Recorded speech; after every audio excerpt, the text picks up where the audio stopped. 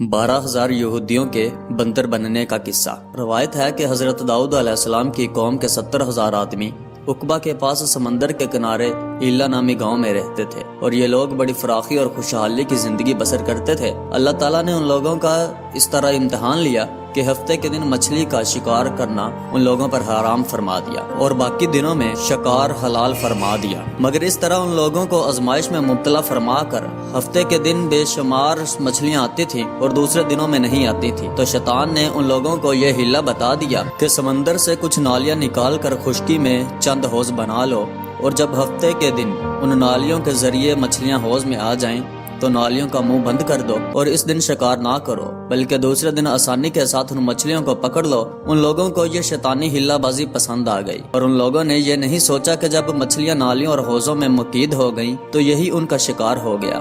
تو ہفتے ہی کے دن شکار کرنا پایا گیا جو ان کے لیے حرام تھا۔ اس موقع پر ان یہودیوں کے 3 گروہ بن گئے۔ نمبر 1، کچھ لوگ ایسے تھے جو شکار کے اس شیطانی ہلا سے منع کرتے رہے اور ناراض و بیراض ہو کر شکار سے باز رہے۔ نمبر 2، کچھ لوگ اس کام کو دل سے برا جان کر خاموش رہے، دوسروں کو منع نہ کرتے تھے، بلکہ منع کرنے والوں سے یہ کہتے تھے کہ تم لوگ ایسی قوم کو کیوں نصیحت کرتے ہو جنہیں اللہ تعالیٰ ہلاک کرنے والا یا سخت عذاب دینے والا ہے۔ نمبر 3، اور کچھ وہ سرکش و نافرمان لوگ تھے جنہوں نے حکم خداوندی کی اعلانیہ مخالفت کی اور شیطان کی ہلا بازی کو مان کر سنیچر کے دن شکار کر لیا اور ان مچھلیوں کو کھایا اور بیچا بھی۔ جب نافرمانوں نے منع کرنے کے باوجود شکار کر لیا تو منع کرنے والی جماعت نے کہا کہ اب ہم ان مصیبت کاروں سے کوئی میل ملاپ نہ رکھیں گے۔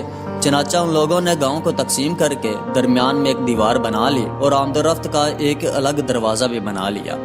حضرت داؤد علیہ السلام نے غضبناک ہو کر شکار کرنے والوں پر لعنت فرما دی۔ اس کا اثر یہ ہوا کہ ایک دن خطا کاروں میں سے کوئی باہر نہیں نکلا، تو انہیں دیکھنے کے لیے کچھ لوگ دیوار پر چڑھ گئے تو کیا دیکھا وہ سب بندروں کی صورت میں مسخ ہو گئے ہیں۔ اب لوگ ان مجرموں کا دروازہ کھول کر اندر داخل ہوئے تو وہ بندر اپنے رشتہ داروں کو پہچانتے تھے اور ان کے پاس آ کر ان کے کپڑوں کو سونگھتے تھے اور زار و زار روتے تھے، مگر لوگ ان بندر بن جانے والوں کو نہیں پہچانتے تھے۔ اب ان بندر بن جانے والوں کی تعداد 12,000 تھی۔ یہ سب 3 دن تک زندہ رہے اور اس درمیان میں کچھ بھی کھا پی نہ سکے، بلکہ یوں ہی بھوکے پیاسے سب کے سب ہلاک ہو گئے۔ شکار سے منع کرنے والا گروہ ہلاکت سے سلامت رہا، اور صحیح قول یہ ہے کہ دل سے برا جان کر خاموش رہنے والوں کو بھی اللہ تعالیٰ نے ہلاکت سے بچا لیا۔ اس واقعہ کا اجمالی بیان تو سورۃ بقرہ کی اس آیت میں ہے۔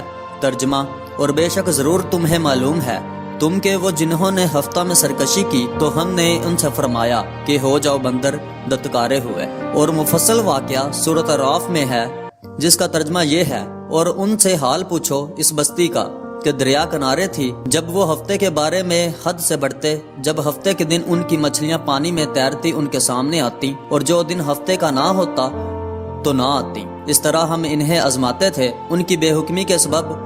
اور جب ان میں سے ایک گروہ نے کہا کیوں نصیحت کرتے ہو ان لوگوں کو جنہیں اللہ تعالیٰ ہلاک کرنے والا ہے یا انہیں سخت عذاب دینے والا، بولے تمہارے رب کے حضور معذرت کو، اور شاید انہیں ڈر ہو۔ پھر وہ جب بلا بیٹھے جو نصیحت انہیں ہوئی تھی، ہم نے بچا لیے وہ جو برائی سے منع کرتے تھے، اور ظالموں کو برے عذاب میں پکڑا بدلہ ان کی نافرمانی کا۔ پھر جب انہوں نے ممانعت کے حکم سے سرکشی کی، ہم نے ان سے فرمایا ہو جاؤ بندر دتکارے ہوئے۔ درس ہدایت: معلوم ہوا کہ شیطانی ہیلا بازیوں میں پڑھ کر اللہ تعالیٰ کے حکام کی نافرمانی کا انجام کتنا برا اور کس قدر خطرناک ہوتا ہے، اور خدا کے نبی جن بد نصیبوں پر لعنت فرما دیں وہ کیسے ہولناک عذاب الہی میں گرفتار ہو کر دنیا سے نیست و نابود ہو کر عذاب نار میں گرفتار ہو جاتے ہیں اور دونوں جہاں میں ذلیل و خوار ہو جاتے ہیں۔